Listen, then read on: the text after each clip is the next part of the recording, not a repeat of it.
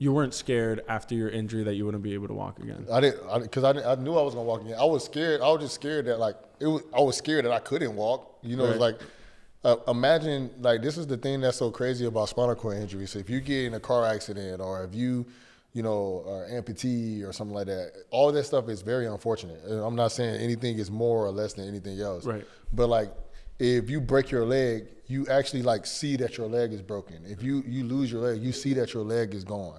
When you're a spinal cord injury patient, it's like literally everything in your body is still the same. Right. Like your muscle tone, your strength, all the same. But it's like, boom, your nervous system gets messed up.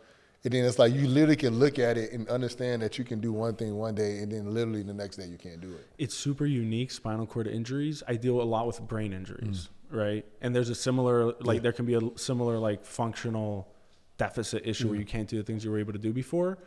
And it's similar in that it's invisible, right? People can't really see it. But then also, there's an element of your brain's affected, so your emotions, your feelings, your psychology can be affected too.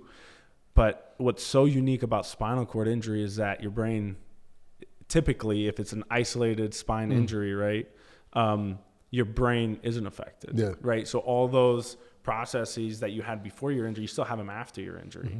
So your positivity and a lot of those positive psychological aspects that you had before your injury can then go into play after your injury. Yeah, I completely agree. Right. But also it's the opposite of that, right? So if you have maladaptive strategies, which means negative thinking, negative psychology, stuff like that, you have your injury and then, you deploy that to try to overcome your injury. It just doesn't work. My guest today is Ryan Shazier. Ryan was a linebacker for the Steelers. He was All-Pro for 2 years. He was pretty much headed to the Hall of Fame. But on one game, he suffered a spinal cord injury and given just a 20% chance of walking again. Now, he deadlifts more weight than I can. He's doing box jumps, and he established a spinal cord injury foundation, and he's giving back to the community. We talk about his process of rehabilitation and his resiliency.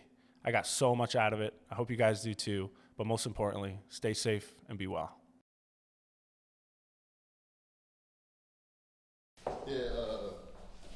I also got you Crush orange soda. Yeah, bro. I was looking for the can, bro, but they only had it in the bottle. I appreciate it. And I love Crush soda, man. And I'm trying my best not to drink sodas as much, but it's Crush is my go-to. Yeah. And then next is Pepsi. Pepsi? But I love it with ice, but I'm gonna drink it regardless. Are you good without ice? Yeah, I'm good without ice. How do you feel about Fanta? There was a lot of Fanta out there. No, I'm cool with Fanta too. You're cool with Fanta, but you prefer the Crush, right? Yeah, so it's Crush, Sunkist, Fanta. Got it. Yeah. But the thing is to me, when I drink Crush, it's I gotta really be in the mood because it's I don't drink orange soda every day. You know what I'm saying? It's more a treat, bro. Yeah. It's a special occasion. Yeah. That's my go-to. Hey, I want to really kind of relax and. Yeah. Do you have a time because we're still in the morning, right? So what do you? Yeah, this is kind of early. No, but it's 12. It's cool. That's true. Because you think about it, Saturday is early Saturday is considered 8, 9 in the morning. Yeah. Everything after 10 is kind of it's like brunch. It's like a brunch drink, Yeah, because if you think about it, I don't know how it is in UCLA, but in on the East Coast, Saturday mornings is pregame and that's right. That's right. Yeah. No, we're juicing at 11:30 in the morning. We're pregaming with juice. Yeah. So. Yeah, my wife, she drinks Diet Coke in the morning. I'll have a coffee, she'll have a Diet Coke. I was like, you're crazy. No, I used to like Diet Coke when I was a kid. Yeah. For some odd reason, I just preferred it over Coke or Diet Pepsi. I'm a Pepsi guy. Yeah. And then as I started getting older, I'm like, why do I like Diet? It has a weird taste to it. It does have super artificial. Yeah. Right. So I stopped drinking it. But yeah, I used to drink as a kid. I used to be 10 years old. My mom was like, "What you want, Diet Coke?" Yeah. From McDonald's. Wherever. Do y'all have the Mexican Coke up here? You know the Mexican Yeah, Coke? the can, the bottle, the bottle one? Yeah. We don't really, you have to go to certain restaurants and they might have it, but it's not, everywhere. Right, yeah. It's everywhere in LA. Yeah, I know. Yeah. You can get it anywhere. It's amazing. I love going out there. My wife. Yeah. You'll be out there in 2 weeks, right? Yeah. Yeah. It's going to be awesome. Yeah. Yo, I want to start the pod with a quote. All right, cool. And I want you to tell me what you think about the quote. So the quote is, Think of the life you have lived until now as over, and as a dead man, see what's left as a bonus and live it according to nature. Love the hand that fate deals you and play it as your own, for what could be more fitting? You know who said that? Was that Ryan Holiday? Ryan Holiday, I'm sure, knows of this quote. So Marcus, You're right. I can't say his name. Yeah, Marcus Aurelius. Yeah. Does that resonate with you in any sort of way? Yeah, it definitely resonates with me because, that kind of makes, that's almost like my life. You know what I'm saying? Like, I feel like everybody wants things to go the way they want them to go. Everybody has a dream of how they want life to be. But then, whatever hand you get dealt, you have to live with it. Like, my goal was to be in the NFL 15, 17 years, be in the same conversation with Ray Lewis when it came to being one of the greatest linebackers, Luke Kuechly, Patrick Willis. But my name's in a whole different conversation of, somebody that's inspirational, somebody that provide motivation for people, somebody that, people look up to when they going through a tough time. I never thought that that's what I was going to be when, growing up. Yeah. So that way of thinking is like a Stoic's way of thinking, right? Like Stoicism. Yeah, you have to. Yeah. And it seems to me that's really done a lot for you, like the Stoic way of thinking. Right? Yeah, it really has, because a lot of times people, they think about things, like I even talk to my wife a lot about it. Like, they think about things of how they wanted to go, and they kind of I read the book, The Obstacle's the Way, and that kind of got me this way. But they think about things how they want them to go, and something happened, and it's like, now that changed their plans. But it's like, hey, it's kind of like God. There's a plan for you. You have to live throughout that plan. Yeah. And I feel like it's been a lot easier for me to transition, and I've been feeling like things in my life have been a lot smoother with me thinking this way, instead of trying to, always looking back in the past and wishing that things went the way I wanted them to go. But has it really been a shift in your mindset post-injury, pre-injury? Because, I mean, man, you were top 5% of the athletes in the NFL, I would say. You got to think some sort of way to be able to get to that point, right? So to be top 5% in the NFL in all the sports, you got to have some type of addictive personality. Right. We talked about this a little bit right before we started. But my addictive personality was I was addicted to being great. I was addicted to winning. I was addicted to not losing. I hate losing. Even to this day, I play video games and I argue with the guys in my party all the time because they joke around when we take a loss, and it's ha ha ha. This is funny. To me, it's not. I hate losing. You know, and to me, I just think that's the kind of mindset that I had, and it was like anything, any means necessary, I'm going to do to try to win. Yeah. And it's kind of the same mindset when it came to my injury, but I also had to understand it's like, hey, my injury, this is what happened in my life. I can wish, dream, hope that I'm going to be an NFL Hall of Fame linebacker, but at this point in my life, that's not going to help me and my family succeed to where I want to go. Yeah. Do you think that addictive kind of personality has any downside to it or any negativity to it at all? Yeah, it could definitely have downside and negativity because in my situation, it just depends. I could have just latched onto the wrong thing, and then I could have went into a whole different tunnel. Like I talked to you before we even got on the podcast, is my family. There's people in my family that have addictive personalities. You know what I mean? Addictive traits. Yeah. So instead of taking the opioid route, I took the marijuana route. You know, so I could have, with my same addictive traits, decided to, lean on painkillers. I could have leaned on, doing drugs or watching porn or doing something in a very negative manner, But I used it more on, all right, I understand that if I want to get better, I have to work every single day. I have to, push every single day, and I have to have people around me that believe in the same things that I believe.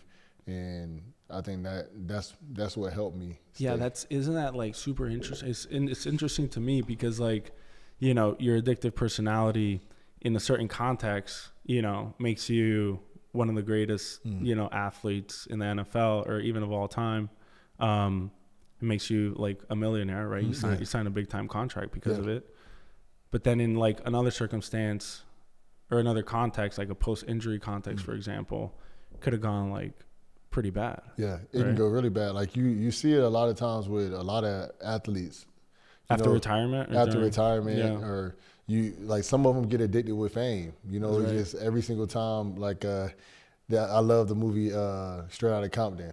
Publicity is bad publicity because some people just love the limelight. Right. That's and they get addicted to it. If you're the greatest from the moment you're 21 years old or even 18 years old until you're 30, and now when you're 32, everybody treats you like you're, Joe Smith. You're like, yo, I'm still that guy. It's like, no, you're not. How long were you the greatest for, do you think? Like you were, I think I heard a podcast that you started getting recruited like when you were a sophomore in high school. Is that right? Yeah. So I was a sophomore in high school when I got my first offer from Florida State. Yeah. So in the state of Florida, every state has standardized testing. Yeah. So my standardized test was in Florida. It was called the FCAT, Florida.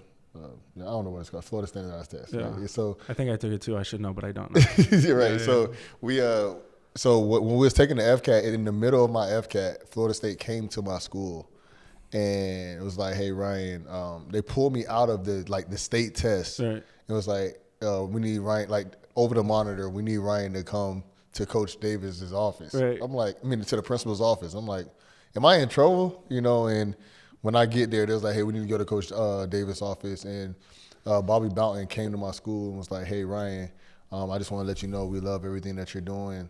We're going to offer you a full ride to Florida State." And growing up, Florida State was my favorite school ever growing up.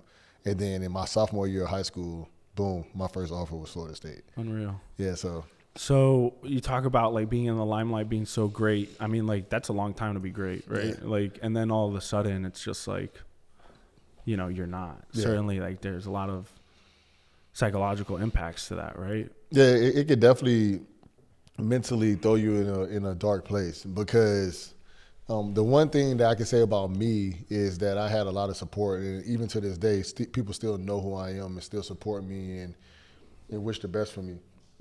But even to this day, a lot of us we recognize ourselves, and everybody say, "Hey, you're more than a football player. You're more than this. You're more than that."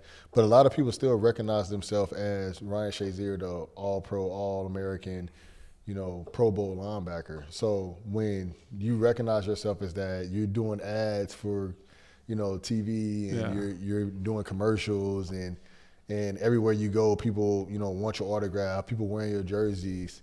And then, the next time you go to a stadium, you're watching other people play, that can definitely mentally throw you in a loop.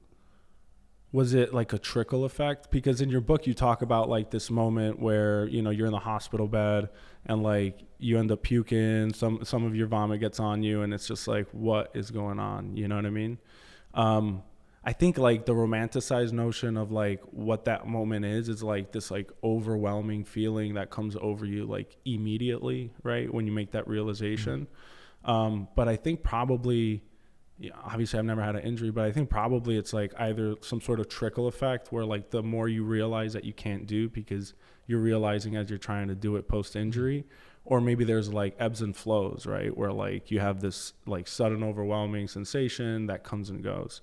What was your experience like really, let's get into it in terms of that kind of experience and those kind of thoughts. So my experience when I first got into it was I was really naive of the situation. I was really, delusional. And because most people, you might see somebody in a wheelchair, on the street, or you might have a friend or a family member that might be in a wheelchair, but most people don't really know somebody that had a spinal cord injury, or if you do, it's more like, my cousin's friend has a spinal cord injury. It's not a lot of times your family member or, anybody that impacts you immediately, most people. So when I got injured, I thought it was more like a stinger. Like, I thought it was more like, and the stinger is basically your shoulder kind of goes numb. And it's like a numbing sensation, but it kind of comes back. Yeah. So I thought it was something similar in my back, in my back.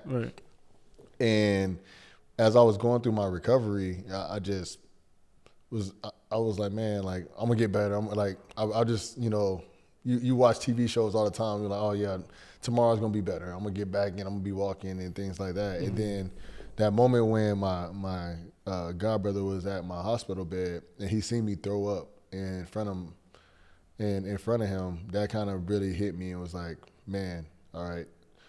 It all clicked like, hey Ryan, you're hurt way worse than you are. Yeah. You're hurt way worse than you think you are. It's time for you to really lock in and do something about it. And that's kind of how it worked for me. But you realize that that's a super special shift in your mindset, right? Like most people, I don't want to say most people, but a lot of people, you know, they don't have a shift and say, all right, like, you know, we're in work mode, you know, we got to do everything we can to make sure that we get better. Yeah.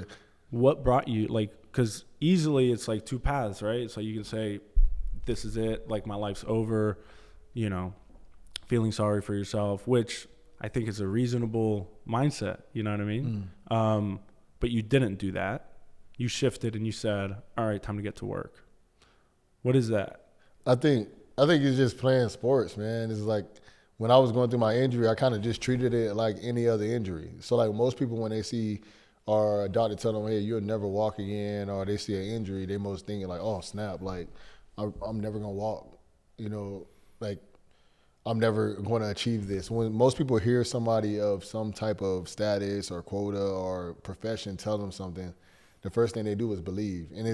And based off of the history, you should, you know, but also doctors, I love my doctors to death, but they're not God, you know what I'm saying? So so many people, the odds of going to the professional sports are the same or less than what my odds were for walking.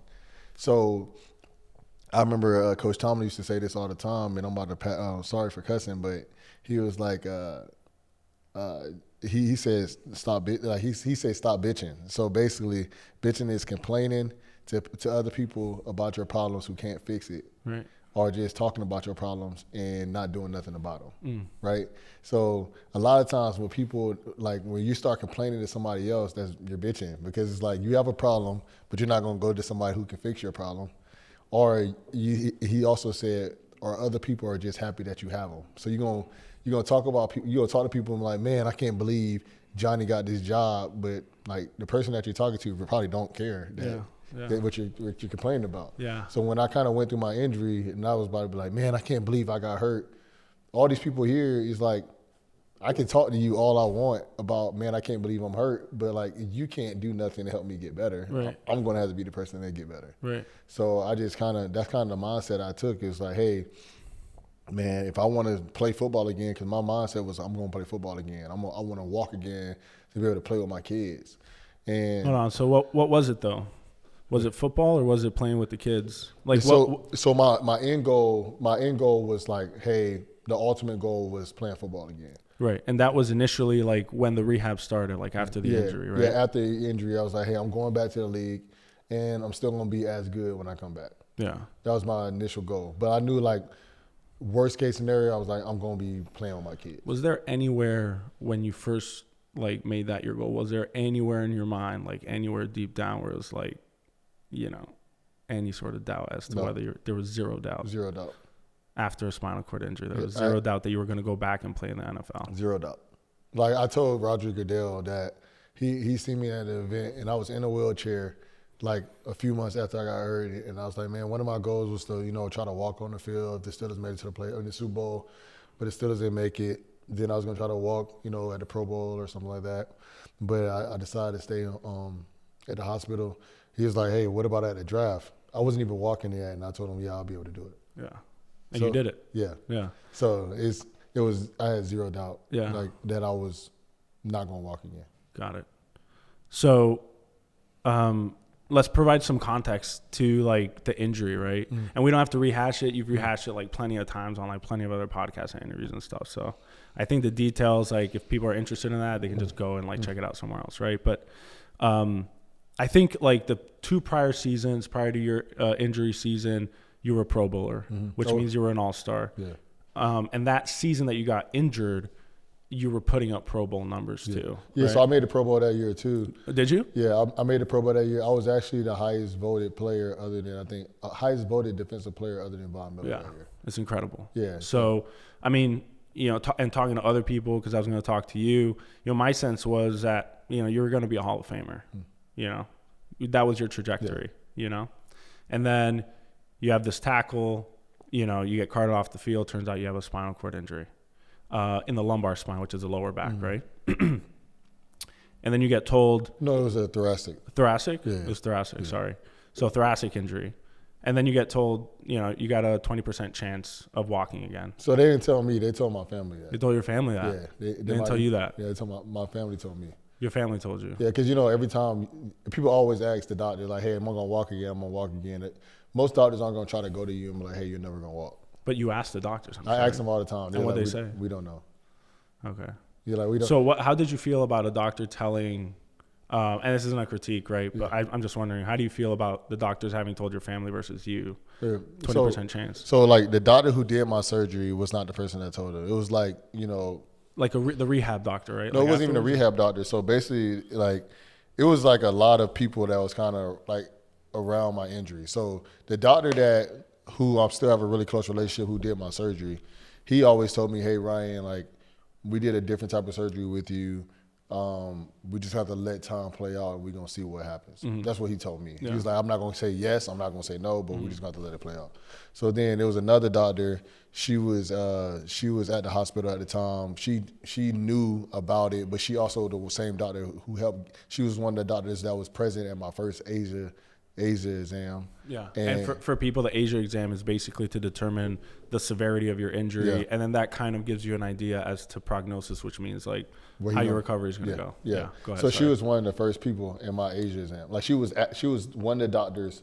It was like multiple doctors in there for my ASIA exam. Like the therapy doctor, and then I think she was just like I don't know why she was involved, but she was there. You know what I'm saying? So later on, she told my wife, "Hey, Ryan probably has less than a 20% chance of walking." And then another doctor who's one of the team doctors, he told a good friend of mine who's one of the owners of the team.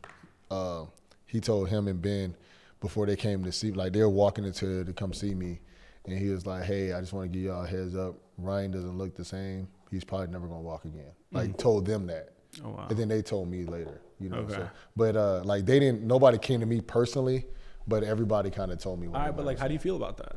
What? How do you feel about not being told personally versus everyone else around you being told? Because I think it was kind of probably a little intimidating, too, to them. By the way, it's super intimidating, right? Because I'm sure they know what I know right now, right? Yeah. Which is, like, this guy was a Hall of Famer and, like, at the end of his career. Yeah. Right? How am I supposed to tell him he's never gonna that walk. he might not walk again? Yeah. When he's thinking he's going to go to the NFL. Yeah. Can you imagine that? Yeah. That's super intimidating. So, like, right after I got out of surgery, I was like, hey, doctor, like, how long do you think it's going to take me to walk again? I actually thought, like, I was going to be able to play later on that season. Right. Like, so, like, that's kind of like. That's the mindset you had. Yeah. So, it's like, when they said, hey, Ryan may never walk again, I was like, hey, I might be playing next year. Like, Right. what are you talking about? Yeah.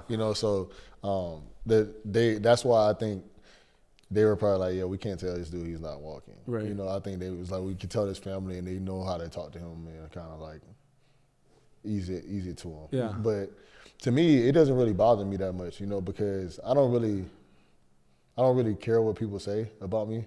And then I don't really care like what people's thoughts are about me. Like to me, this is how I look at life. It's like you're a doctor. If you say less than 80% chance of me walking, less than 20% chance of me walking, that means you've seen 10 people before. You know what I'm saying? 8 of them didn't walk, and 2 of them did. So I'm gonna be the 2.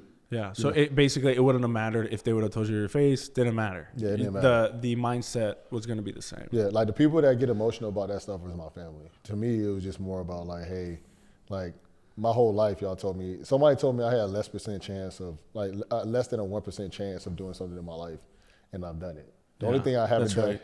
the only thing I haven't done yet that has crazy odds is win the lotto, and it's 1.4 billion. Well, you kind of did win the lotto, buddy. You got paid a huge contract. Yeah, so.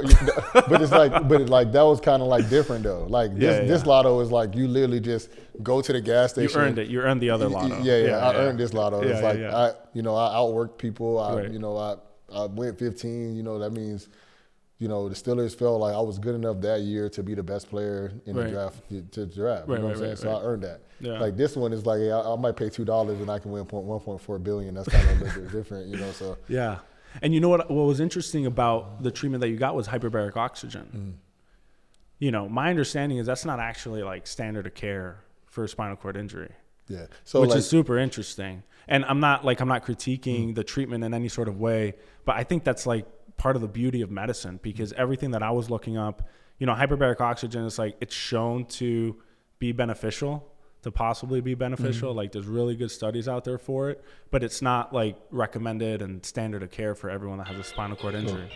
Sorry about that. You good? Thought I put my side. You're good. Phone's working. Yeah, it's working now. Yeah, at first it wasn't working, man. We were struggling today. We're good now, though. We got confirmation. Yeah, it's my pop, so I'll tell him I'll call him later. All right, cool. Yeah. But it's not standard of care, right? The hyperbaric oxygen. So the fact that they use that for you, like, I wonder how much of that actually impacted your recovery. Yeah. So the thing that's so crazy about my recovery is like, obviously I had this one doctor over here that said I might never walk again, right? And then what's so crazy about her is like, before I even like left the hospital, she left for another job, like to like a different hospital network. So I don't know. Dropped the bomb on you.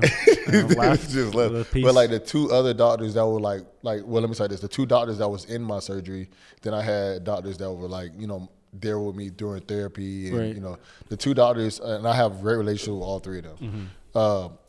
So those three doctors, whatever they told me, I'm listening. Like when it came to like, hey, let's try this, let's try that, let's try this. Like when it came to like, hey, you're never gonna walk again, that's kind of like me and God. That's not like, Yeah. But when it came to like, hey, Ryan, you should try this method of therapy. You should try this method of therapy. Like, try this. So I was like, all right, cool. So one of them was Dr. Maroon, and he's I think he's a world-renowned doctor. A lot of people know who he is, and he's especially a big doctor here in Pittsburgh. Right. He was like, "Hey, Ryan, I think you should try doing hyperbaric oxygen." I was like, "All right, cool. Yeah, I used to do that when I played." Oh, but did you? You were doing it when you're like just for performance? Yeah. But the hyperbaric oxygen when you play is completely different than the hyperbaric oxygen that's in hospitals. Right. So the hyperbaric chambers that we have, like when you play, it's like a little. It's like a temporary, like a bag, not a bag. It's a couple $1,000 machine. You know what I'm saying? But like it's mobile. Let me say that. So you can move it. It like folds. You can vacuum it up, and you go in there, and you can like watch your iPad and everything in there, and just you'll be in there for like 30 minutes to an hour. Right. He was like, "Hey Ryan, you have to go to this one in the hospital. The one in the hospital." Solid glass. It's like you get locked in. Right. It's a chamber. It's a legit chamber. And it's like you can't get out unless somebody lets you out. Like you're really locked in. Yeah. And then like you can't take anything in there because if like anything that like gets cause a spark, you're gonna like instantly like kind of catch on fire or whatever. Oh my gosh. Right. So basically, I had to do that for 2 hours, twice a day, for basically every day, and I did it for like 2 months. That's a long time with your own thoughts. Yeah. So, but the thing is, the one thing they did help me out with, like they had like a TV, so it was clear. They had like a TV that I could like watch movies and had like a headset. All right, cool. So I like watch I'll be like watching I'll be watching ESPN all day. Really? You're watching ESPN? Were you watching football highlights? Yeah, I'll be watching if they like somebody just played a game. Were you watching coverage of your injury? I didn't watch that much coverage of it. Because it's just like, like when I seen I've seen my hit, and then like, cause I just wanted to see how I got hit. Cause everybody say, hey, you dropped your head, And it's like, in that one specific hit, I don't even feel like I dropped my head crazy like I have before, So it was just like, that was just a, luck of the draw in that type of situation. But I did watch a little bit of coverage of it because I just wanted to see what people said. Because the biggest thing with me, and I love media, I'm part of the media, is that a lot of times people put out their word and their word might not be correct. But with the masses hear it, it's kind of like, now that's what's true. Right. So, when it was times when I heard things that I really, really didn't like, I would comment. Like what? What'd you hear about your injury that you didn't like? So sometimes like people would say, hey, this is the injury I had, or this is what happened with my injury. Like some of that stuff was like, like just factually incorrect. Yeah, factually incorrect. Okay. And then I remember one time it was saying that like somebody had like said about like that I was like walking before I was actually walking, or like it's just like just little things like that, and it was just like, man, like. Do you feel that people dismissed you and moved on from you pretty quickly in the media? Not really, No? because I think my situation was very severe. So I feel like when people wanted to know what was going on in my situation, the media definitely let them know. Yeah. But I don't think they passed. Like, I don't think, end of the day, you have to talk about, I understand media, you have to talk about what's present, That's right. so I can't expect them to talk about me 2 months from now when it's the Super Bowl. That's not the point in place to talk about me. Yeah. Yeah. You mentioned faith. I think you mentioned God. That seems, and you mentioned a lot in your book. Was that a big sort of well to draw out water to be able to like keep you going in this whole process? Yeah, it was definitely a big well to draw water from. I actually grew up in the church. My dad is a pastor to this day, and so I used to talk to him a lot about just what's going on in my life and just how to talk to God and asking God why and what's going on. But I didn't ask him why a lot, though. Yeah, so I was going to ask you what you were asking. You didn't ask God why. Yeah, I didn't ask God why. It was more of like, hey, I thought I was going to keep playing football. Like, what happened? Type of thing, It's like, not like, why me? Like, why did I get hurt? I didn't really have a lot of why did I get hurt. Sounds like you had questions, though. Yeah, but it was just like, I'm trying to make this make sense. If you want me to spread your word, like, how does this make sense? Yeah. But then, as you started thinking about it, as you started recovering, you started walking, there's less than 20% chance of walking, that's a way you can spread his word at a much greater scale than playing football. Yeah. And what's interesting is that they've looked at studies looking at spirituality in people that have had spinal cord injuries. And they did this study out of Australia. They took 50 people that had spinal cord injuries, and they basically measured their level of spirituality, and they found that highly spiritual individuals that had spinal cord injuries had massive resilience in their injury. Wow. Right? Like there was like this massive association with resiliency, and then that resiliency then translated to a satisfaction in life and what they call a positive affect, which is basically just like a good mood. So I mean, and I just talked to Dr. Lisa Miller. I don't know if you know who she is, but she's a big person in the spirituality game. She's at Columbia, and she found that there's an 83% protective effect of spirituality on developing depression. People that are spiritual. Really? Yeah. So I mean, it's hard to deny the whole spirituality piece, man. You know? To me, it's been so many situations in my life where it's hard for me not to believe in God, not to believe that there's a higher purpose, And in my life, I've been through so many ups and downs with my mom, with me, with, just sports. And then the biggest one in my life, my spinal cord injury. So you had some moments before your injury where, you had confirmation as to your spirituality? I wouldn't say confirmation, but it was just like, I don't think I would be here if it weren't for God. Like beware. Just here, just in a positive place, being walking, being in the NFL, just having a healthy family. I just think my life has been blessed, and in so many ways, and I don't think it would be that way if it weren't for God. Why do you think that your spirituality helped you get to the NFL? I'm not questioning it. I'm just trying to dig a little bit deeper into. Because let me say this: I feel like everybody has, roadblocks in their way. Everybody has things that they encounter, and these are make or break situations. And sometimes I feel like God just moves some of them out of my way to make my path a little bit smoother. Like for instance, I went to the same high school as Patrick Peterson, right? And when I was a freshman, I went there, great school, great football school, but I got into a few fights growing up, right? If I would have kept getting into fights, I might not go to college, right? So I got in a few fights. I thought that was gonna be the situation I needed to get in. My parents like, hey, nope, we didn't want you in that school in the first place, but you begged us to go there, and so I'm gonna put you in this school. So I ended up going to the school my godfather was at. Much better grades. My best friends to this day are still my best friends. These are some of the people that still motivate me the best that I've ever been motivated. And then my path to going to college was a lot smoother when it came to not dealing with as much trouble and having people in my corner that want me to succeed as bad as I want them to succeed, focusing on the right things instead of things that, you know, high schoolers focus on, you know. So like instead of me, you know, navigating, you know, trouble my whole high school career, it was like, hey, you having trouble one year, hey, I know how to fix this. Boom, we're going to move you over here. And I don't know if that was God. I don't know if that was my parents, but I just felt, you know, the wisdom that God given my parents through their lifetime, you know, passed it over to me and put me in that situation. When it came to, you know, going to Ohio State, Coach Meyer was at the University of Florida. I was 100% committed to the University of Florida. Yeah, I was like, man, I'm not going nowhere but the University of Florida. Coach Meyer resigns 2 weeks before I go to college. That's right. Boom, Ohio State is at my school the day that he resigns. Yeah. I end up at Ohio State. I might end up hopefully going to the Hall of Fame of Ohio State one day, you know, and boom, I'm a top 15 draft pick. You know, I get drafted by I get a call that said, hey, Ryan, you about to get drafted by the Dallas Cowboys. Dallas Cowboys are awesome, but boom, my phone rings.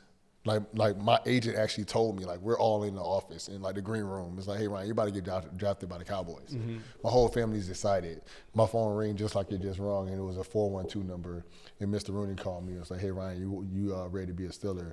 To me, I don't know if Dallas would have handled the situation of my injury the way that Pittsburgh did. That's a great point. That's what I was just thinking. You know what I'm saying? So it's just like, I feel like it's just those three moments in my life kind of just, I think that's what God was present. And people can say, man, that's just your parents. That's just luck. But to me, I don't think people are really lucky. I feel like people that work hard get luckier. But I don't think people are really lucky in those situations. What do they say luck is? It's preparation plus opportunity. Yeah. Right. The spirituality piece after your injury, was it your dad's a pastor and you leaned on your dad a lot after your injury? From what I heard, you called him from the gurney as they were wheeling you out of the stadium and you just said, Dad, pray for me. Right. So you relied on him a lot. Yeah. Even to this day, I still rely on him a lot. You know? I always tell people all the time, it's like, I'm the father, I'm the man of my household. You know, I'm the father to my kids. Yeah. And they, you know, they see my dad as like Papa, as like an old man. But like to me, like my dad is still my father. You know, he's still the man I look up to, you know, and he's still the person that I lean on, you know. So when it comes to, you know, questions, when it comes to wisdom, when it comes to support, like I still look to him as my dad. Did he help you connect the dots in terms of your spirituality, like after your injury? Or was that something that you did on your own and he kind of supported? I think it was a combination of we kind of helped each other because like, my dad's a pastor. He's been through a lot in his life. He's seen a lot of people go through crazy things in his life. Right. But like nothing like this ever happened to him before. That's so right. Like I think we lean on each other because I think he even had situations like I know he probably asked God why, you know what I'm saying? But like, hey, like God, like what did my son do to deserve this? Right. You know, like I know he talked to me about this before.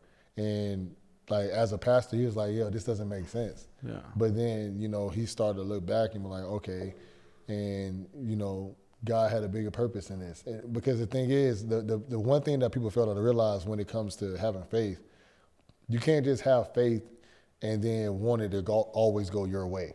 That's not how faith works.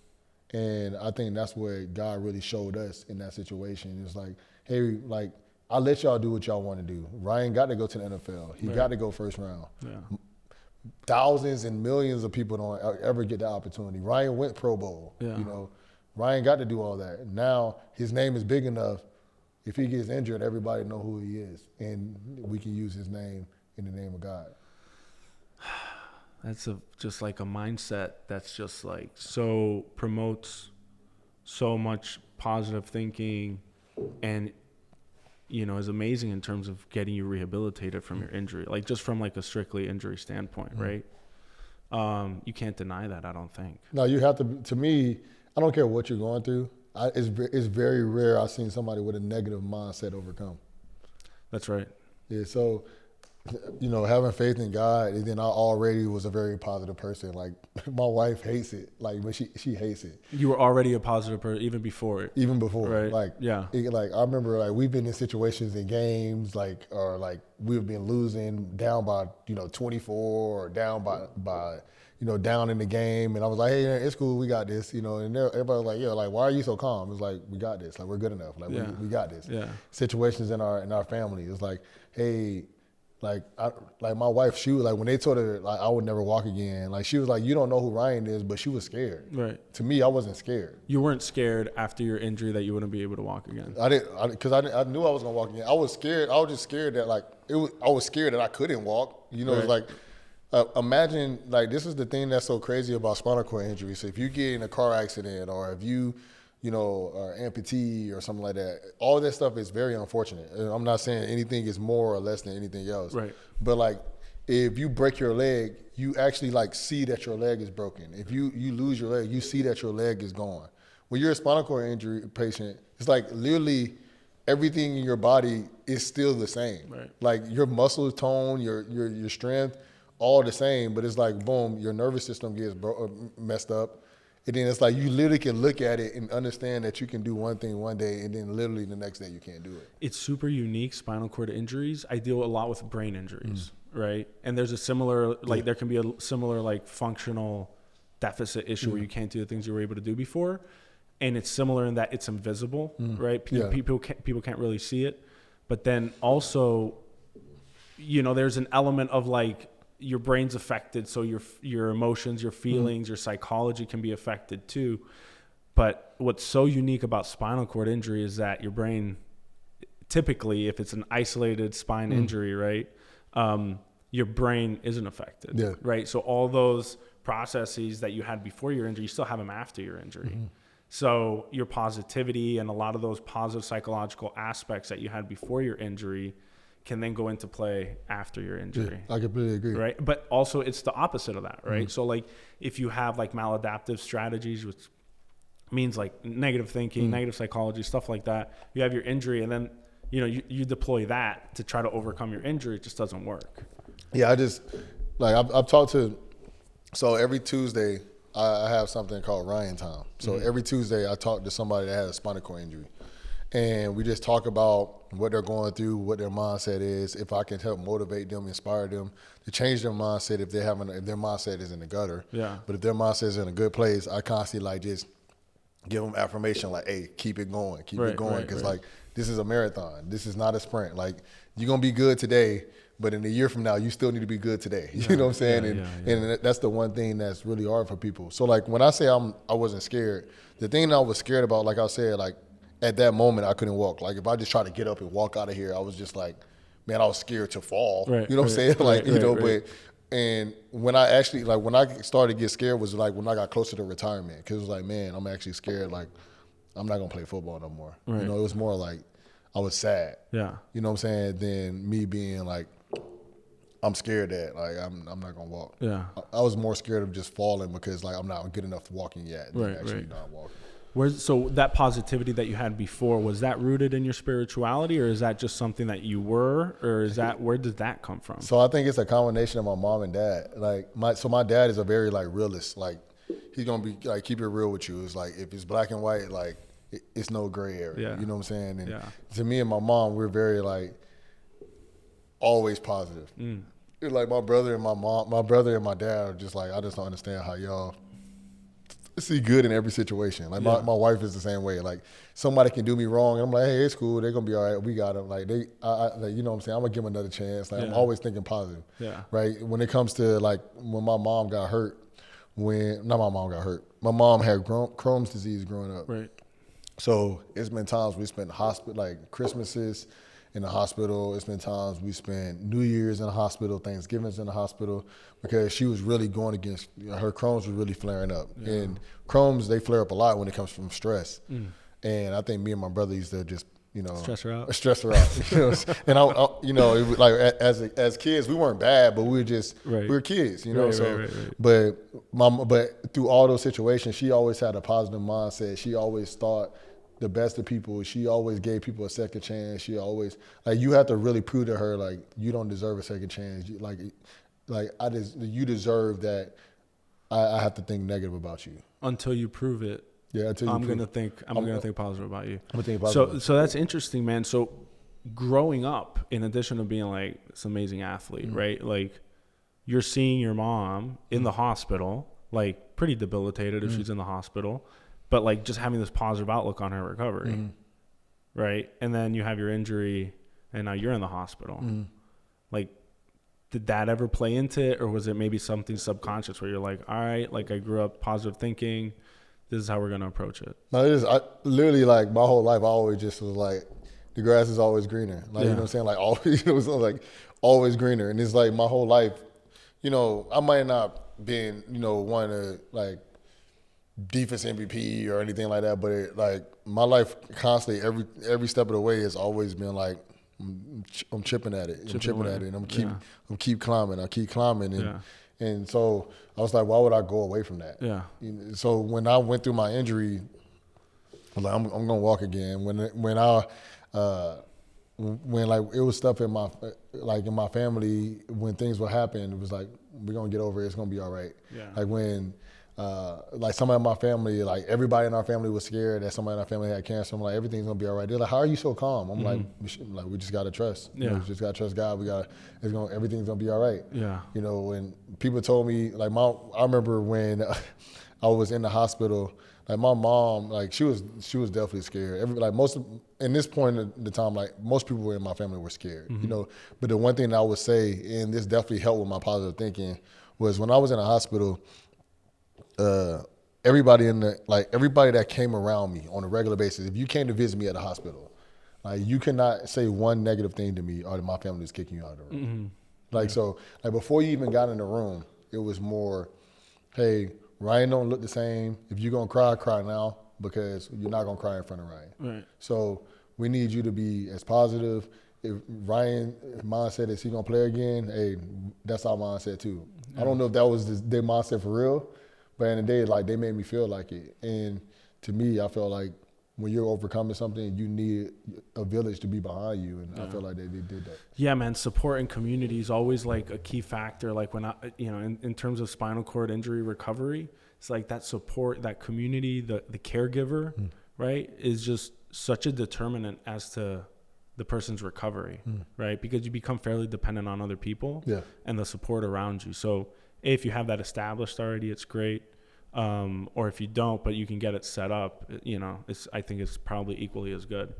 Are there any, like, you talk with some other spinal cord injury people, are there any, like, exercises or anything specific that you do to shift that positive way of thinking? Or do you just kind of talk to them about your own personal experience? So my wife hates this about me.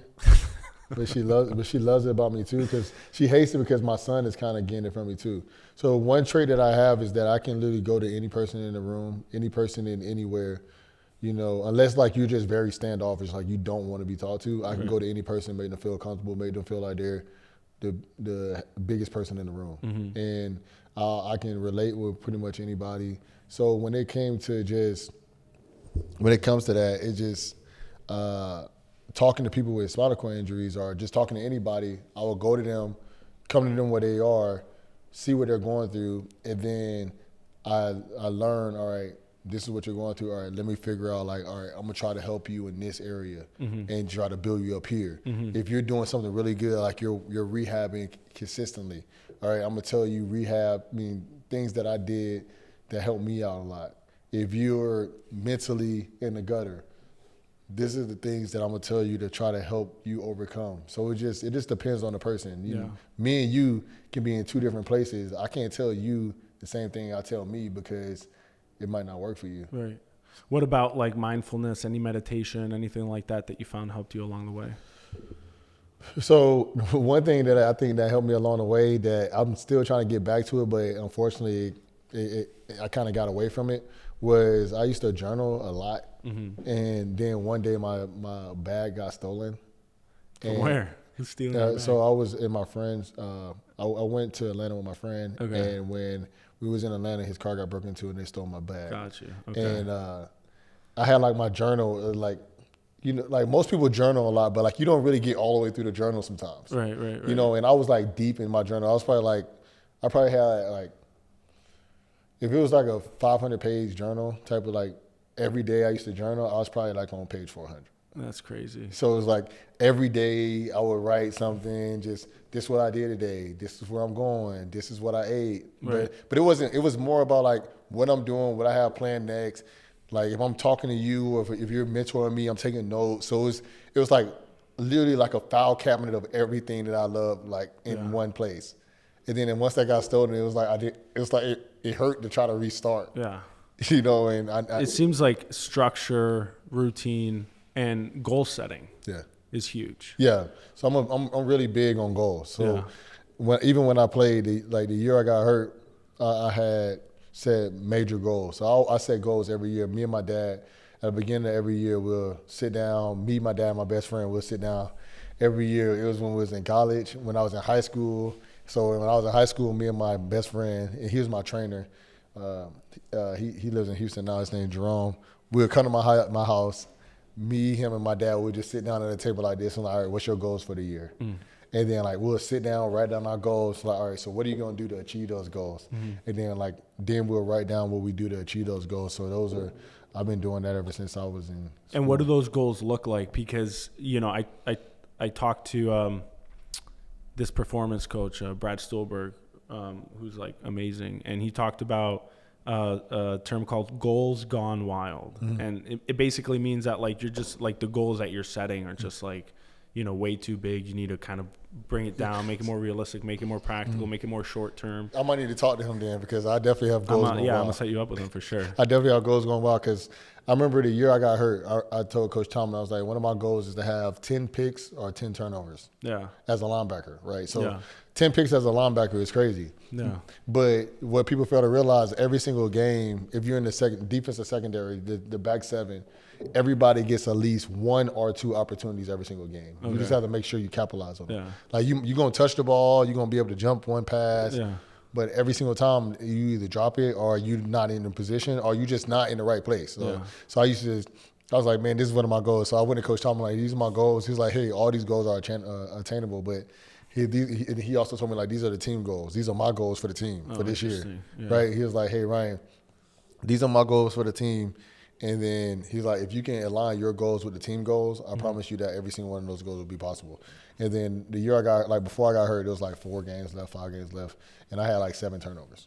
You know, so, but it was cool because I literally just kind of broke my goals down and just like, all right, this is what he's trying to do. Let me just try to put everybody in the right position and set my goals like that. But to me, I've been doing it ever since I was a kid. Yeah, there is an element of like shoot for the moon, and if you miss, you'll be among the stars. You know what I mean? That's definitely my. It's a cool phrase, but at the same time, it's like in your rehab and recovery.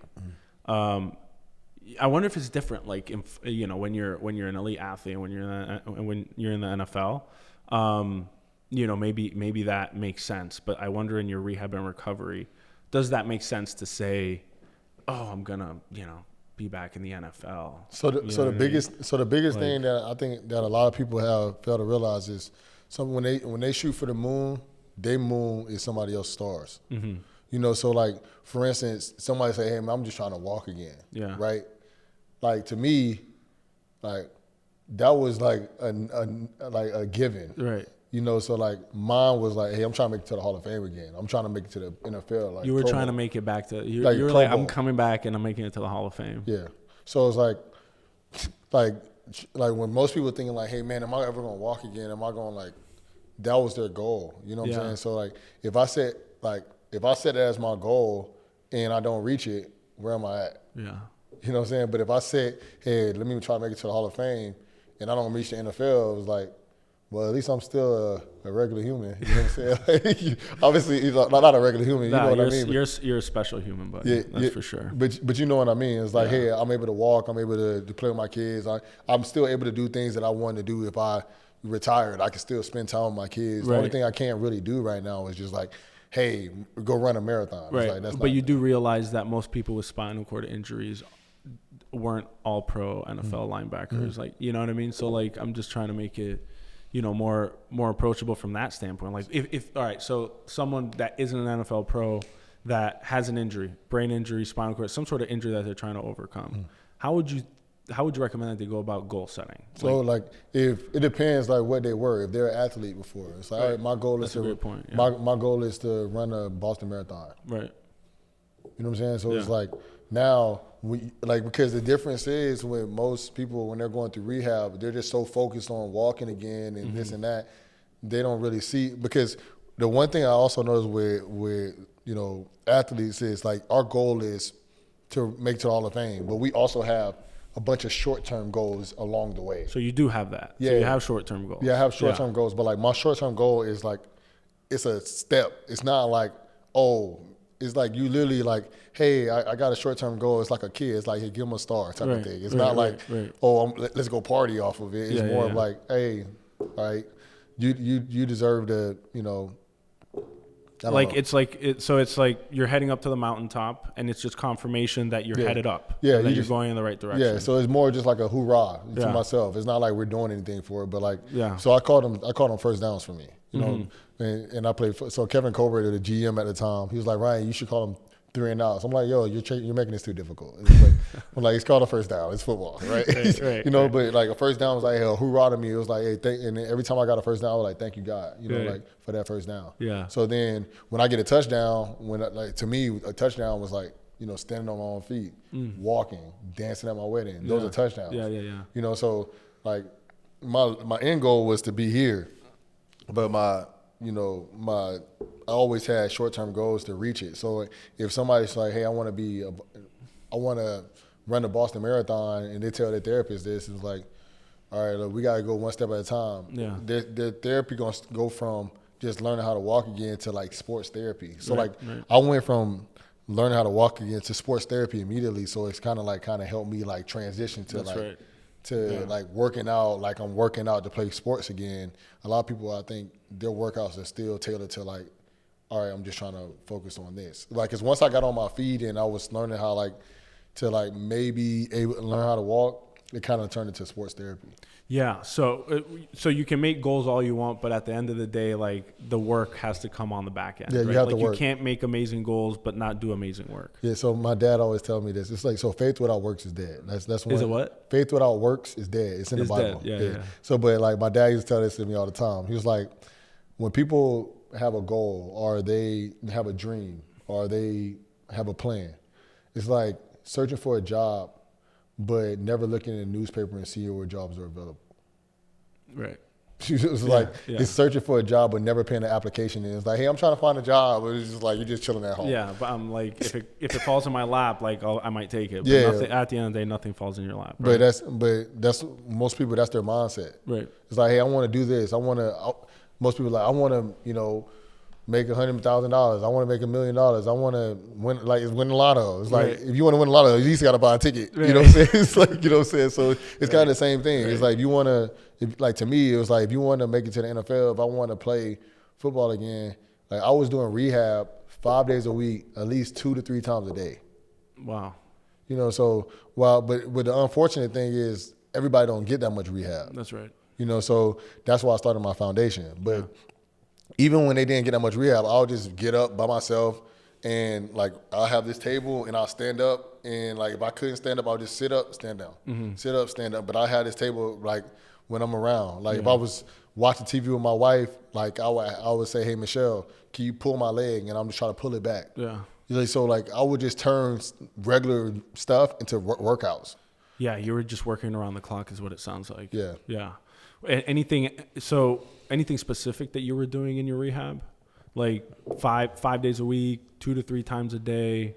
I mean, what was it? What was it? Incorporation of weights? So we'll do you know, PT, which is regular rehab. Right. And then I had my trainer, who was my trainer, my best friend at the time. That's right. And we'll just still do regular workouts. So he'll just go to a doctor like, hey, a therapist, like, hey, what can Ryan do and what can he not do? Yeah. So I'll make sure I don't have him doing that. So like my upper body was fine. And it was like, hey, he has to work on his core and his back so he can have balance. So I would be doing therapy in the morning with them when they're trying to learn how to walk, or I might be laying on the table and they're doing hamstring resistance, or they're doing leg extensions. And in the afternoon, he'll have me doing lat pull downs. Right. And I wouldn't really do pull-ups. And the reason I wouldn't do pull-ups is because it's like if I fail, he can hold me, but if I fail, you got to be able to stand. Yeah. You know, so, but I would do anything that kind of like, anything from chest up, and then I would do like things that were very simple when it came to core. So like there's this workout called a penguin, you know, so like basically you just like lay on your back, and then it's like you'll have your one hand here, and then you like put it underneath your leg and just like kind of go like that. Like, so I'll do core like that. I couldn't do really crunches at the time, so I would just find different ways to do core. It's like he'll help me find, like I'll be in my wheelchair, and then he would like have me hold a band like this, and then have the band like pulling this way, so it's like I'm holding it that way. Like we'll just find different ways to do workouts that kind of still strengthen my muscles as I was learning how to use them. Did you do any aquatic therapy, swimming, running? We did running in the pool. Like when you think I threw everything at the wall, like everything in the kitchen. Yeah. And what did you find worked like the best for you? The whole thing? Yeah, the whole thing. Yeah. I couldn't tell people like what one thing worked, because I did acupuncture, I did hyperbaric chamber. So you were doing hyperbaric even after you left the hospital? I would go in there sometimes. I wouldn't do it as much. But when I was in the hospital and in therapy, so I was in the hospital from January 4th. So I had surgery on December 6th. Probably from December 8th till February 1st, 2 days a week. 2 hours, twice a day, every day. Hyperbaric. Wow. So and then like probably like 2 or 3 times a week, I would have, acupuncture. I mean, like 2 times a week, I have like somebody doing acupuncture on me, and then like dry needling. I'm not gonna lie, I used to sneak those people into the hospital. Like, you know what I'm saying? Because just like that's not like. Let me say it like this. It's kind of hard to explain. Like. Acupuncture is kind of like hyperbaric. It's not. It's treatment that it gives good results, but like scientifically proven, it's not the same. Like so to me, I thought it worked, and to me, if things are working, it's like I'm not gonna stop them. Yeah. So the one thing that I liked about like the dry needle and the dry needle and the acupuncture is, as when you have a spinal cord injury. Like if you're doing anything with your nerves or your legs, they're not jumping. Right. But when every week when I would get dry needling and acupuncture, I can see like, all right, this area of my body's working, because they'll start poking at my legs, and it was like they'll start jumping. You'll start feeling it. And it wasn't. I don't know if it was like because of the hyperbaric. I don't know if it's because of the therapy, but that was a good sense of like letting me know where I was at. Right. So it kind of like I think all of them kind of like played together. Yeah. It was, so. The entire process of having a spinal cord injury is super painful too. Yeah, very, very painful. What's your relationship to pain? So I can deal with pain very. Oh my gosh, I'm sorry, I can't talk right now. So I have a very high pain tolerance. Yeah. So even when I was playing, when I was in college, I had a grade 2 hernia while I was playing for like literally my whole sophomore year of college. Right. And I made All-American. Right. So like, and that that hurt really bad. Yeah. So then I came into the NFL. I've had multiple injuries and I played through them. But I feel like I have a really high pain tolerance. But the thing Why do you think you have a high pain tolerance? Like what's your mindset when you're feeling pain? Like what do you think? You just like push, I think most football players is just basically off of, or athletes in general. It just, if I think I'm good enough to play at this moment, I'm gonna play, and that's the one thing that's dangerous about sports. Like for instance, the game I got hurt, technically I wasn't even supposed to be playing. That's right. I remember you saying that. Yeah, but why again? I had a I had an ankle injury. I had a high ankle sprain. That's I had right. a high ankle sprain. I didn't practice one day that week in camp. I didn't practice not one day. I didn't take I didn't put not one pad on, not one helmet on. I didn't take one rep. Right. But I was in the back of one thing I did in practice, and Coach Tomlin knew I was very serious about football. Right. I would be in the back of practice. So if you're the linebacker that's practicing, I would literally stand 30 yards behind you and literally act as if I'm still doing my job. So instead of running, I would just take steps. Yeah. So if the running back is going to the right, I'll take a slide step right. That's right. And then, take one step instead of actually running to him or actually making a tackle. Yeah. If it was a pass play, I'll take one side step, take it all right, I'm about to go this way. Yeah. And so it's mentally, I'm still in practice, but I wasn't practicing. Is there ever a time that you've been like, hey, this is too painful, I don't want to play? Yeah, it's definitely been times like that. Yeah. And what's one example? So I had an MCL sprain in college. Okay. Let me say this. I was too painful. It was very painful. And then within the game, I was just I can't keep going. So you played anyways? Yeah. So you started the game anyway. That's not really a good example, bro. Yeah. So I started the game, and it was basically I can't keep going. Because it was more of man, this hurts, but it's more of I can't give you my best. Right. So it's more of I can go out there and try my best, and it would look all right, but it was just if y'all need this from me, I can't provide it, type of thing. Yeah. And then how did that play into the way that you relate to pain? How did that play into your rehab and your recovery? So when it came to rehab and recovery, the spinal cord injury pain is completely different than other pains. That's right. What people fail to realize, spinal cord injury pain is more of burning sensations, and you don't really get that feeling unless you.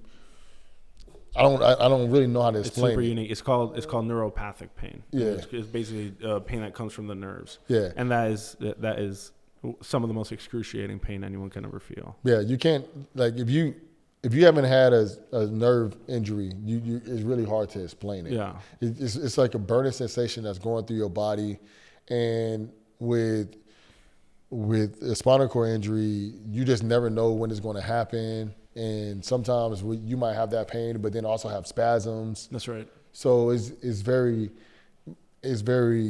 unorthodox. You're just not used to it. When it came to football, the pain hurts, but you can start to deal with it. You can bear with it. Sometimes you can take medicine to help you deal with it. Right. With the spinal cord injury pain is very hard. You did take a medicine. Yeah, I did take medicine. Yeah. What kind of medicine did you take? Yeah, I use marijuana. Yeah. So tell me about that, man. That's really interesting. A lot of I don't think it's anecdotal at this point. Weed, cannabis, marijuana, whatever you want to call it, really helps with that kind of pain specifically, is the neuropathic pain coming from the nerves. Was it something you just kind of explored, started doing, found that it helped, and then just kind of kept doing it? Or no? So the thing that's so crazy is when I played in the off season, I would do it here and there. Mm-hmm. It was very, very rare. I didn't do it that often. Was that for pain or just recreational? Kind of recreational. Okay. But you still, most football players, most athletes, once the end of their season comes, 99% of them are injured. They're let me say this, are hurt. Not injured, but are hurt. They're overcoming something. Most people, you might think they're healthy, but they're not. Most guys are overcoming something in their hand or ankle, wrist, something. They're overcoming something. Yeah. So in the off season, you're not getting tested majority of the off season. So it's just hey, it'll be recreational, but also you can deal with a little pain. And then as I was going through my surgery, I started to take some opioids, and I have my family, a few people in my family have been addicted to different things. And I was I'm not about to become one of those guys. And I'm not trying to talk about them negatively, but I just don't want. Did you find that you started to get addicted to it, or was it just something you did it worked really well, and you're put the dots together? It was even when we would get them for pain when I was in Ohio State, or when I had my surgery at Ohio State, or even when I had surgery at Pittsburg, I'd probably take it for 2 days, and I'm done. I was never. Just because you knew. Yeah, I was just never a medicine guy. I don't really like medicine like that in general. Yeah. But then when it came to making sure that, man, I didn't want to ever get addicted to any type of medicine as well. So I was just I'm not gonna do it. How many football guys are on opiates at one point or another? Would you say? It's just a large amount, because obviously. If you're saying like a 99% are overcoming some sort of injury, right? Yeah, So that'd probably be a high percentage. Yeah, but they don't just give them all, opioids though. Like unfortunately, some of them just have to take like Tylenol, right. What I'm saying, or something, But Right. there's a lot of guys, most of the time they give you a serious pain medicine if you're overcoming like a surgery. So like that's right. Most people, like a lot of guys get surgery at the end of the season, but it's like very slight. Like you might get a scope or you might get something. Right. But a lot of guys are getting surgery and they'll give you a medicine for it. Yeah. So then you tried weed. Yeah. So how I got into that was a good friend of mine. He's in a pharmacy, like he's a pharmacist. Okay. And I just started talking to him and I was like, man, like I've been dealing with a lot of pain. I'm not trying to really take opioids. Like, what do you think I can do? Yeah. And he was in the marijuana space. He's like, you should just try, taking cannabis. And I was like, all right, cool. I'll try it out, but I don't see like, we'll see if it helps me or not, because this pain is kind of different. So then I started trying it out. They actually started making a difference. I actually noticed that the pain wasn't as bearable. I was noticing that I was able to, like, because I'm not gonna lie, like I wasn't scared, but I was depressed. Like it was like, you were depressed? Yeah, you definitely get depressed because I can't imagine somebody that felt like they was the best in the world at something and then you just can't do it no more. Yeah. So I was definitely getting depressed. Like I knew I was gonna come back, but it was just more about, man, like I'm not gonna lie, this sucks. Like being in the hospital all day, just watching other people do what you love to do. And I think the identity thing is big too, right? Mm-hmm. And I think you've talked about it before, but it's not only an issue like in your case, but it's always an issue. All the football guys that I talk to, they retire from the NFL, and then there's this like identity crisis that happens, right? And it's hard. It's very hard. Some people like get into the wrong things because of it, right? Other people, channel it into transitioning to, doing some awesome stuff, right? But one of the biggest factors that they found was that sudden retirement. So meaning that due to an injury or due to whatever other circumstance, if they're suddenly retired, right? I think they're 2 to 3 times, NFL guys are 2 to 3 times at increased risk of having some sort of mental illness after retirement. I can see that. And like, you're like the typical case, the most like magnified case of that, right? Which it's like, you're all-pro 2 years, you're all-pro that year, you're captain of defense, you're going to be a Hall of Famer. You're 27 at the time? 25. You were 25 at the time. So it's like, that's like peak age for football, right? Yeah. Like, and then all of a sudden, just everything. Yeah, it was, you knew I could the way definitely you identify. And like, when we started talking, you started telling me about like how you see yourself now a little bit, right? So it seems like maybe there's been a shift in that identity since your injury. Speak a little bit about that. Yeah, so I could definitely see how that can cause people to have a major and mental health issues, right? Because you really you identify as it. Like I wasn't counting my eggs, but you kind of were. It's like, to me, before that season, me and my wife just bought a new house. It was a nice size house, and we might have bought it a little too early, but. I also didn't think I was going to have a career-ending injury. Because I told her, I was like, hey, the worst-case scenario, we buy this house, I might have a season-ending injury. Right. I might have an ACL, I might have Achilles. Yeah. That's going to suck, but, I'll still be back. I had that conversation with her. You told her that before you bought or after you buying the house? Yeah, before we bought the house, I was like, hey, even with my financial advisor, he was like, what's the worst case scenario that can happen if I buy this house? Oh, my gosh. And he was like, if I buy this house right now, the worst case scenario, I'll probably have a season-ending injury. I'll probably be out for a year and a half.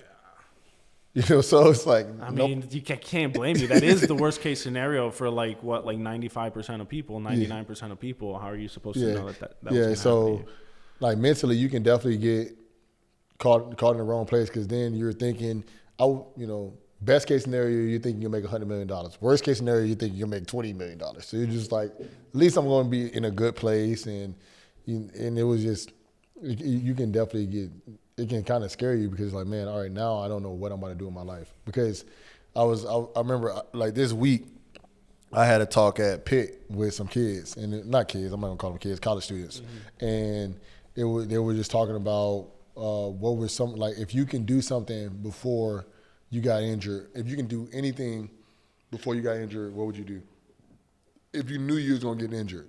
I was like, it's two things, obviously. Like super hypothetical. Yeah, super hypothetical, right? Yeah. I was like, first of all, I'll get an insurance policy. But I was like, the second thing is that off season, I was gonna go to Wharton because they have the NFL has a partnership where you can get like certifications or MBAs in expedited time. That's awesome. So that off season, I was gonna go to Wharton and get my business degree, and then kind of like, all right, I understand because I knew my goal, like one of my goals was after I was done getting into business.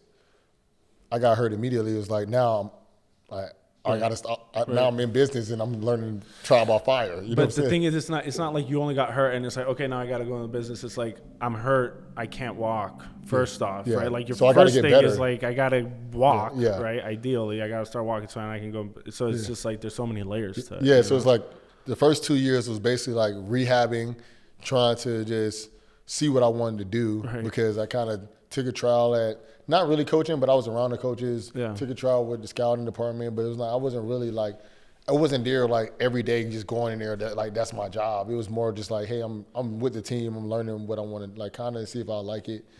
And then I was like, hey, then I took a year off of just not doing nothing. You know, you don't like coaching? So the thing is, I'm gonna be completely honest with you. I think I would do well when it comes to coaching. I just felt at the time I got hurt at 25. I'm 31 now, so like it's 6 years. It's hard to be a coach when you're like 26. Yeah. So imagine coaching your best friends or coaching your like friend, like some of your teammates that are older than you. They respect you because they understand how much work you put in. It's a weird dynamic. But imagine you're like, hey, Vince, like you gotta get your shit together, man. I could tell him that as a teammate, but he was like, bro, like Ryan, chill out. Yeah. Like you can't really be like talking to your coach. So that was funny is in doctor's training they call it residency. So sometimes like I went into residency, but then like for whatever like life circumstances or whatever, people will go to medical school a lot later. So that means that they get into their residency training a lot later, right? So like I went straight out of college. Basically, I'm like 26, 27 in residency, but there's people that like went to med school a lot later. So they'll hit residency. So I'll be over them supervising. They'll be like 35, like 40 years old, man. And I'm like this 26-year-old kid telling them what they did wrong or what they need to do, you know? So I can definitely understand that dynamic. Yeah, like it's like me, Cam Hayward, TJ Watt, like I'm cool with all those guys. Deontay Johnson, like Deontay's younger than me, but like he's still like Deontay probably 27 now. Yeah. And I'm 31. It's like that's still 4 years, but it's just like it's still like. But Cam, I'd be like, hey Cam, like because I know how I was when I was a player. Like, I listen to my coach. I respect the hell out of my coach. Yeah. But like we're all grown men. If you have a strong feeling about something, especially in the midst of a football game, you're gonna say what's on your chest. Yeah. You know, and I feel like it's a lot easier to say what's on your chest when you're a 37-year-old man talking to a 21-year-old. That's right. Than you're a 25-year-old talking to a 32-year-old. That's right. You know what I'm saying? Like, you know what was interesting that you mentioned was that you went like really not right after, but I think like 14 months, something like that, after your injury, you were back on the sideline with the guys. Yeah. Right. And an interesting note that you made in your book was that guys don't really like to have other like injured guys like on the sideline. Right. Yeah. And I think maybe you mentioned that's because it reminds them of potentially their own like quote unquote mortality. Yeah. Right. But with you, it was completely different. Yeah, I think with me it was like a combination of both. So like Le'Veon just recently pointed out, he was like, hey, that he wanted his contract more guaranteed because of my injury. Like he said that in the podcast. Oh, really? Yeah, because he's like, I seen what Ryan went through. He was like, yo, I want to make sure I get my money together. Yeah. You know, so like running backs are just not very well compensated either. Huh? No, but at that time they were getting compensated well. Oh, okay. Yeah, like Le'Veon left the Steelers and got like a $60 or $70 million contract. Got it. With the Jets. Yeah. You know, but he was going to get like 50 or 50 something. Like he's going to get a big contract with the Steelers. Right. He was like, hey, Ryan got hurt. That kind of made me look at my money different. You know, and I think that made a lot of guys start looking at their money a little bit different. But I think with me, guys understood. It was like, hey, Ryan, like, he was a leader of our team, one of the leaders of our team. That's right. And he really, I was in there every day. Like, people knew how much I cared. That's right. So I don't think that it bothered them It was more that I just wanted to see them succeed. Yeah, that's very different. I wonder why. And you're also an inspiration. You know what I mean? Yeah. You I think you manifest like the essence of dedication, resilience, and overcoming obstacles. I mean, like, I had to ask my dad what that mean one day. What? Because people always were like, Ryan, you're such an inspiration. You're such an inspiration. It's like, obviously, you know what the definition of it means. Yeah. So, but I was like, Dad, like, people always say, Ryan, you're an inspiration. Like, what does that mean? Like, because nobody grows up and wants to be an inspiration. Right. Like, what? No one grows up trying to be an inspiration? You don't think so? Like you grow up wanting to inspire people? Like, I think it's probably retroactively. Like when you are inspiring people, you're like, oh, like this is kind of like a big purpose. Yeah, I know, but I think you're right. I don't think anyone's like, I'm trying to go out there and like, I mean, you have all those motivational speakers and like motivational speaking is different because it's more like you're actually trying to motivate somebody to do something. Right. But inspiring people is like they look at you and like, oh man, I'm not doing good enough, or oh, man, I need to go harder. Right. But motivating somebody is like, hey, get your butt off this couch, go out there and get to work. Yeah. But like with inspiring somebody, they can just watch a video of you and you're not even saying anything motivational to them, and they're like, oh man, like I can't believe he did that. Like that really showed me that I can do it too. So do you think you're an inspiration? Yeah, I definitely think I'm an inspiration, but like I was saying, it's like nobody asks for it. So I remember one time I said, Dad, like, what does it mean? Because like I never asked to be an inspiration. Right. You know, I never asked to, hey, every single day I go harder to make sure other people feel like they got to go harder. Doesn't that help you? It definitely helps. But it, like when you're overcoming an injury, you're not thinking about that. You're not thinking when you're rehabbing, like, hey, the fact that you're potentially inspiring people to work harder to be a better version of themselves, that doesn't do anything for you. I feel at the beginning of your rehab, you don't think about it at all. Yeah. When people start telling you more and more and more, it's like you kind of got to live up to it. Yeah.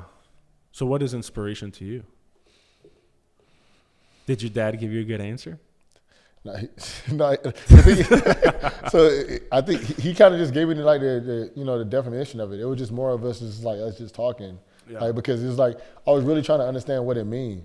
But like I'm gonna be honest, the one thing like that's kind of really hard for me, like what inspires me, because I don't know, I just trust God and I just try to go every day, I just having faith. What inspires me is my family, honestly, just my kids, just making sure that they're okay. Like some days I wake up and it's like, hey, I'm not doing good enough for them. Yeah, it's hard to define inspiration. Yeah, it's just it's because it's a super intangible like feeling, right? Being inspired and those feelings that come over you to be a better version of yourself. Are you okay with being an inspiration to people? Yeah, I'm definitely okay with being an inspiration, because to me, the fact that somebody say, hey, Ryan, you overcoming, you being able to walk really showed me that like what I can do. What you did helps me get up every day, because it makes me understand that like I don't have an excuse. To me, that I think that that's a purpose. That's like God wanted that from me. That's a big burden though. This is a huge burden, because sometimes you don't feel like you're good enough. Sometimes you don't feel like, as an athlete, Tom Brady don't feel like he won enough championships. LeBron don't feel like he won enough championships. Michael Jordan don't feel like he won enough championships. You don't always, most people don't feel like they did enough.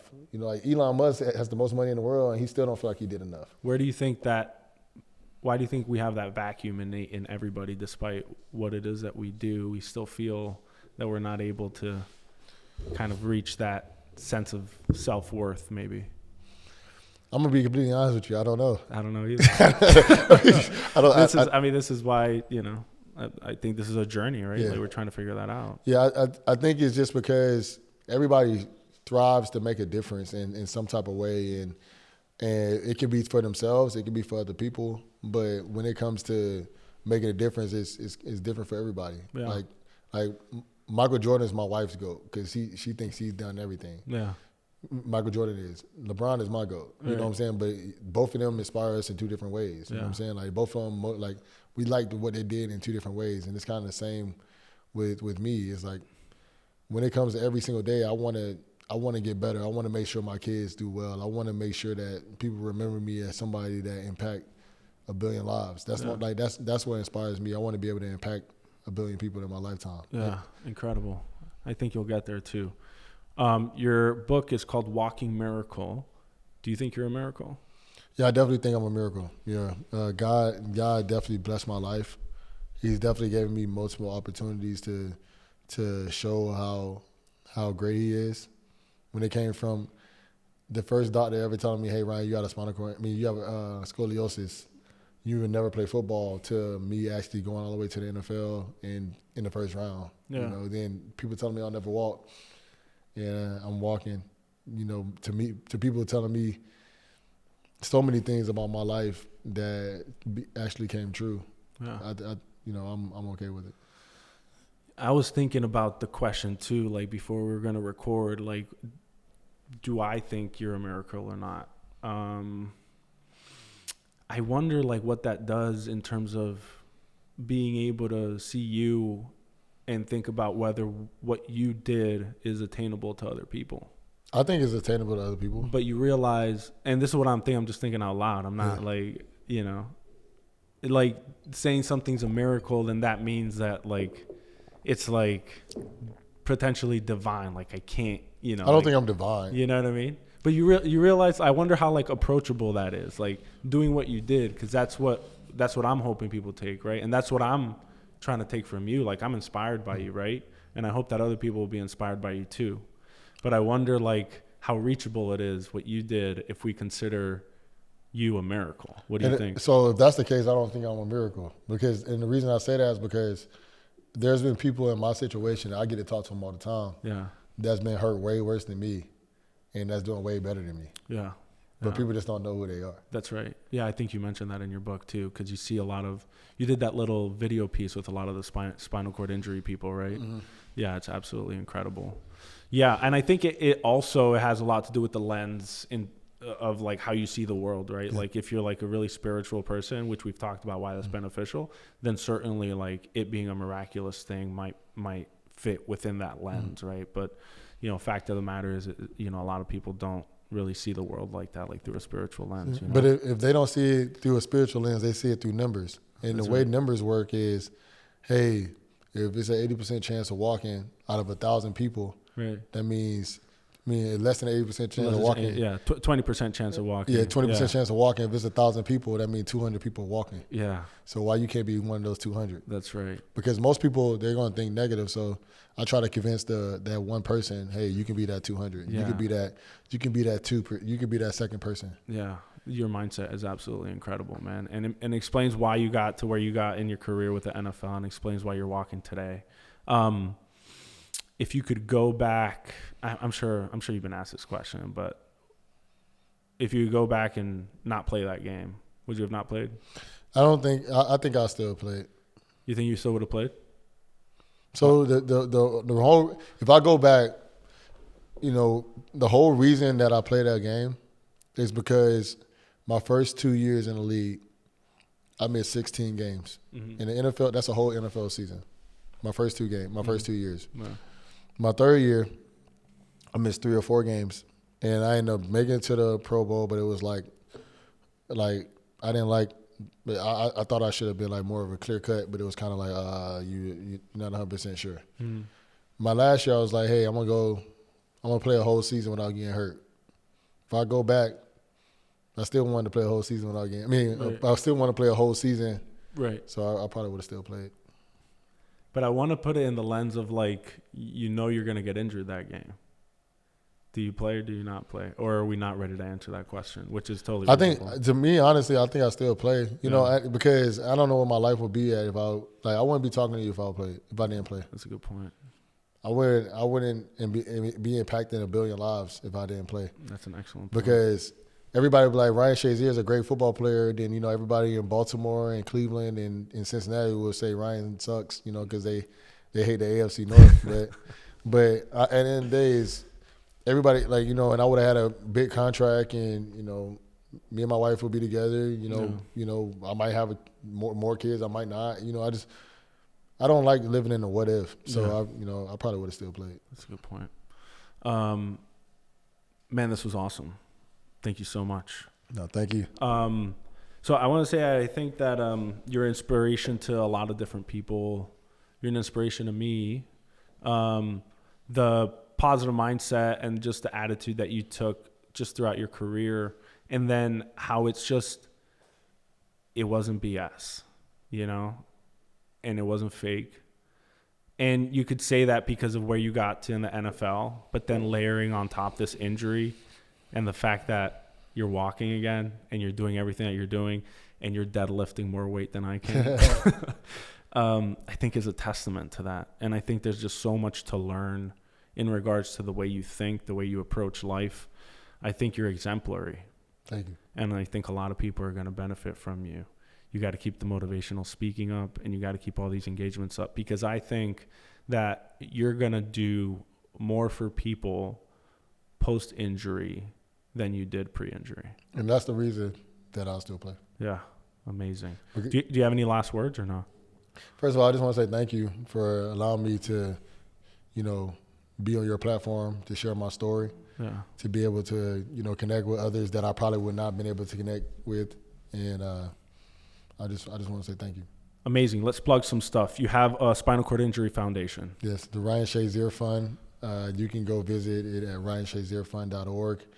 It supports individuals with spinal cord communities and their families. So when you go through a spinal cord injury, most people don't know what that looks like. Yeah. It's like going in the ocean, but you don't have any compass, you don't have no dial, you don't have no map, right? And you're trying to navigate the waves. So we made a little wave finder for you, and you're gonna still run into some waves, but we kind of gave you a map and trying to help people out and their families understand how to deal with it. And financially too, I think. Yes. So the way we do is right now we're in the Western PA, Western Pennsylvania area, and Eastern Ohio and Northern West Virginia. That's the area. We're pretty much anything that's 2.5 hours outside of Pittsburgh right now. Mm-hmm. And we help individuals with spinal cord injuries, and we have something called a Go to Window program that people can get up to a grant to $15,000 to help them with whatever they feel that help them reach independence again. So to you, independence may be adaptations to your home, because in Pittsburgh, every single home here has stairs. It's not like California. Yeah. You got flat homes. All the nice ramps. Everything here has stairs. And if you need an adaptive car, anything adaptive, an elevator in your home, or if you want to get more rehab. For me, I would have took rehab. Yeah. So everybody's a little bit different. But we have a grant for up to $15,000 per person for that. That's amazing. I think the number that I saw was that someone with a spinal cord injury, basically the price for that injury ends up being about $2.3 million per person. Yep. Something around there. I don't know if that's right, but that's what I found, which is amazing. And then you've got the book, Walking Miracle. Yeah. Which I read. It's absolutely incredible. I would highly recommend it to anybody watching. It really gives some amazing insight into, your life post-injury, and all the ups and downs and everything you went through. I'd highly recommend it too. Anything else? Well, so I might have to plug a few more things. I actually, because I'm a partner or I own these things, so I definitely have to start plugging it. Yeah. So I actually have a CBD brand that's actually coming out on Tuesday. I don't know what the day is, but I don't know when this podcast is coming out, but Tuesday, my phone is still not working. It's okay. It'll come out afterwards. So it's going to be so I have a CBD brand. It's called Steel City Greats that's coming out, which I'm really excited about. It's going to be nationwide. I'm really excited about that. I have a marijuana strand, cannabis strand here in Pennsylvania. It's medical marijuana.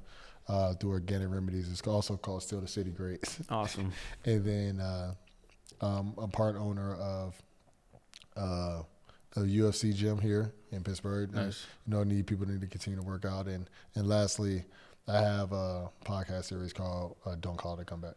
Yeah, which I have to check out. I saw that you were doing it. I've seen some potentially amazing guests on there. I need to check that out, and I'd highly recommend everyone else doing it. I'm sure you talk about some of your experiences on there too, right? Yeah, we talk about our experiences, but the one thing I really love about it is we talk about just comeback stories in general when it comes to all type of sports. So we've had, all-pro football players. We had Olympic athletes on there so far. We've had basketball stars. So we're definitely trying to continue to grow it, and everybody has a comeback story. So I think it's important that we share it. Yeah, and some inspiration that you can get from some comeback stories, whatever that means, right? Whatever that means. All right, man. Thank you so much. I'm inspired. I'm honored to have you, to be across the table from you. Absolutely incredible. All right, everybody. Hope everyone got inspired, enjoyed the podcast, but most importantly, stay safe, be well. Peace out. Cool.